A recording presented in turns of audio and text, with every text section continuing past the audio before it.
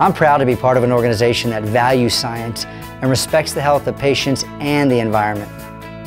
The International Academy of Oral Medicine and Toxicology, the IAOMT, is an organization made up of dental, medical, and research professionals. The IAOMT relies upon the scientific literature to form its stance that the toxic exposures from mercury amalgam have a negative impact on the health of people and the environment worldwide. Here in the United States, the dental profession is currently the largest user of elemental mercury, one of the most toxic elements known to man. Unfortunately, dentists are responsible for using up to 30 tons of elemental mercury annually as a component of amalgam restorations, otherwise known as silver fillings. These silver fillings are made of approximately 50% elemental mercury that continuously off-gasses hazardous vapor, which exposes the dentist, the staff, the patients, and ultimately the environment. The IAOMT has been the leader in determining safety measures to protect patients and dental office employees from the toxic release of mercury during routine dental procedures.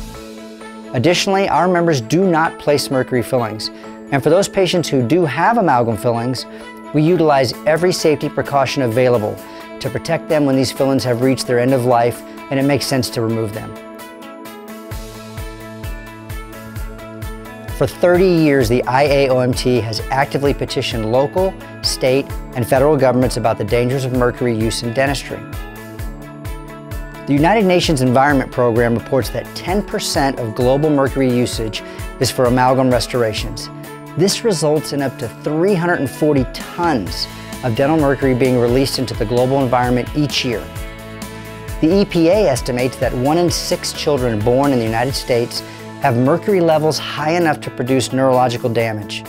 Additionally, a large portion of our population are those most vulnerable to the toxic effects of mercury. So to protect the health of all people worldwide, it's imperative that we work towards eliminating mercury's use in dentistry as soon as possible.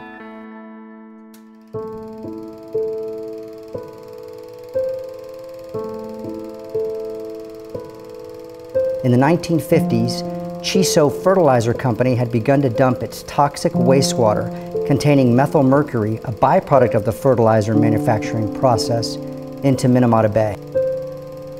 This deluge of methylmercury from Chiso contaminated the local fisheries, which the inhabitants of Minamata relied upon for jobs and sustenance. The result of contaminating the local food supply led to many people exhibiting strange symptoms: tremors, difficulty with speech, numbness in the limbs, and seizures, just to name a few. The impact of this methylmercury exposure to the children and unborn was devastating, leading to many deaths and disabilities.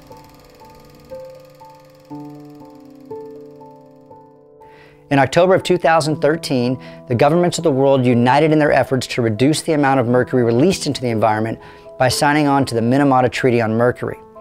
This groundbreaking treaty will require governments to implement a number of measures to drastically reduce the amount of mercury entering the environment by banning its use in a number of various sectors by the year 2020. While scientific evidence has proven beyond a shadow of a doubt that exposure to mercury as released from amalgam fillings harms human health, the legislation and political policies necessary to safeguard the health rights of patients lags further behind. That's why the IAOMT has been active at the international level, spreading awareness of the harm from dental mercury fillings and outlining currently available solutions. During the years that the Minamata Mercury Treaty was being negotiated, the IAOMT was actively involved by informing delegates about the large amounts of mercury that the dental profession releases into the environment each year and its potential to harm human health. These efforts paid off, as the final treaty included language to phase down the use of mercury amalgam fillings, and shortly after the convention, the United States government was the first to ratify this monumental mercury treaty. It's not enough to just point out the problems related to dental mercury, and that's where the IAOMT sets itself apart from other organizations. The IAOMT has created a technical assistance program for other countries to learn about the various mercury exposures that happen during routine dental procedures, and more importantly, we offer a comprehensive program that outlines the many solutions to protect the dentist, the staff, and patients from the elevated exposures to mercury. With the governments of the world eliminating mercury use from all products, the end of amalgam in dentistry is near. But we're not out of the woods just yet, as there are still literally tons of mercury in the mouths of over 120 million Americans that will eventually need to be taken out safely and disposed of in a way that does not harm our environment.